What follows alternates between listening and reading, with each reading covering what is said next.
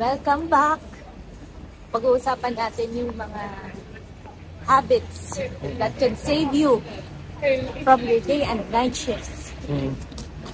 Alam niyo no, mahirap dito yung long day tsaka night shift. Pati night shift. How to survive. Habit number 6.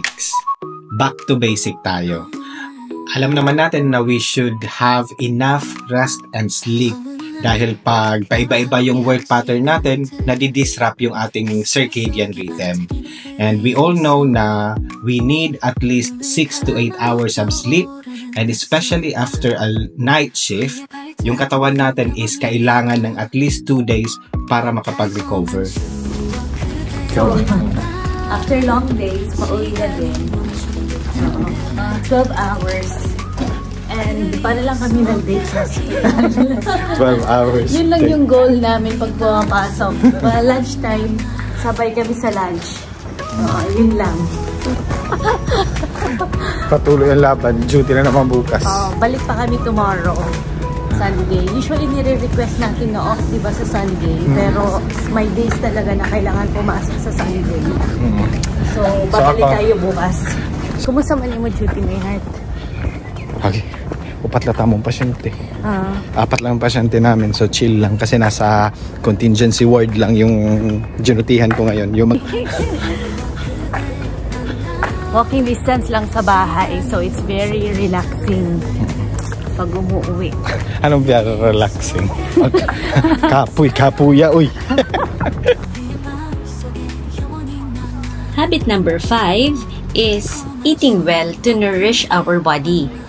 Especially pag sobra na tayong busy at sunod-sunod ang ating mga shifts, we tend to opt for quick fix, yung mga sugary things, yung mga processed and fast food, which is hindi siya nagbibigay ng totoong lakas sa katawan natin. And if we have time, we can do meal prep, and kung wala naman tayong time to prepare at magluto sa bahay, we can treat ourselves with good food once in a while. Sabi nga ng lola ni Martin, ang katawan dapat pinapakain ng masasarap kasi ito yung nagbibigay ng lakas para tayo makapagtrabaho at hindi mapagod.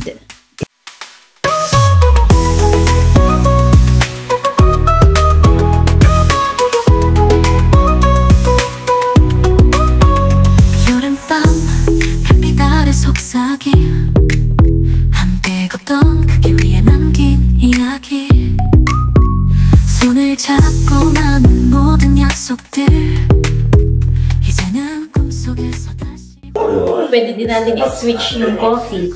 Oo, matcha, diba? Instead of drinking coffee, pwede yung matcha. Kasi di ba yung nabasa natin, ano?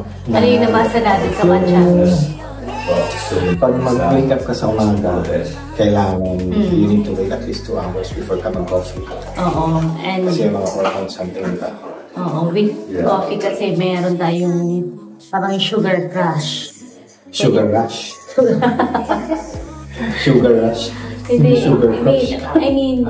Kasi same lang naman ang energy na nabibigay. Pero mas sustain yung energy na nabibigay ng matcha, diba? And, mga 3 to 6 hours. So switch na natin yung coffee knowledge. So, on top of matcha, we need to hydrate. Kailangan natin mag-hydrate. Tapos, kumain ng mga grow and glow foods.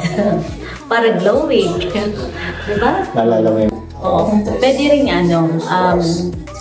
mag-moderation na. In moderation, like any sweets or chocolates or treats, kailangan in moderation. Tapos mga bread.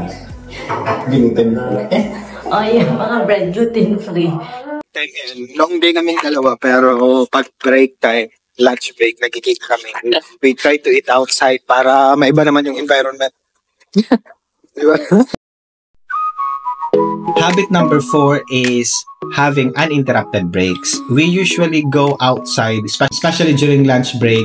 Meron kaming tinatawag na lumang tagpuan because it's really nice to get some fresh air, have some sunshine, especially during summer, And then yung ibang mga staff naman, pinipili nila na mag-power nap kasi it really helps a lot, especially continuing with your long day shift. It will give your body and mind time to recharge so that you can continue your long day shifts.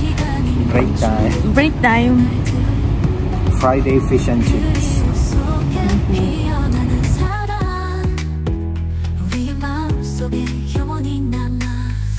Habit number 3 is totally switching off from work. So, pwede tayong gumawa ng mga mini trips, especially if we have a couple days off and we can opt to spend this time with our friends and families. We can go to the beach and we can also have regular spa breaks, lalong-lalo na pag masakit na talaga yung mga katawan natin at kailangan natin to rejuvenate and time to breathe. Sabi nga nila na the things that you do when you are off plays a big role with your mood pagbalik mo sa work, at tinatawag itong emotional sunshine. So during our off, we need to do things that we love and we need to pursue things that we enjoy para pagbalik natin ng work, mas marami pa tayong energy. 시간이 멈춘 듯한 그날들, 그리움 속에 피어나는 사랑, 우리의 마음속에 영원히 남아.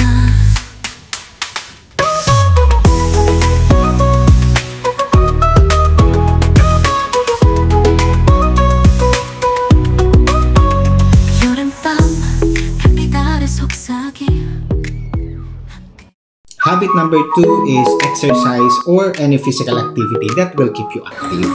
If you are into sports, mas maganda. If you are into basketball, tennis, or any kind of sports, marami naman ditong mga groups sa Cambridge na nagbabike or nagra-running.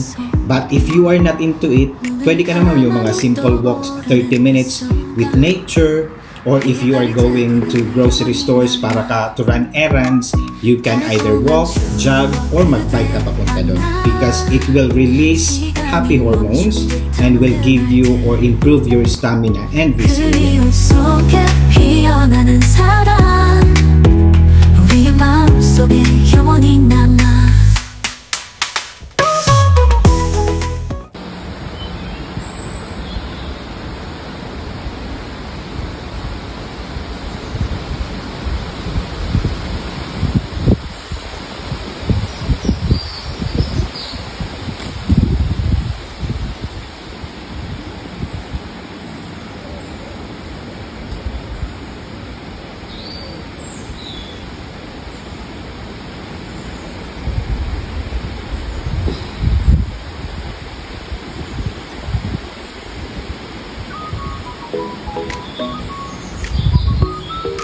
And the most important habit is a daily quiet time with God. So sa sobrang busy na natin minsan, we miss the most important things.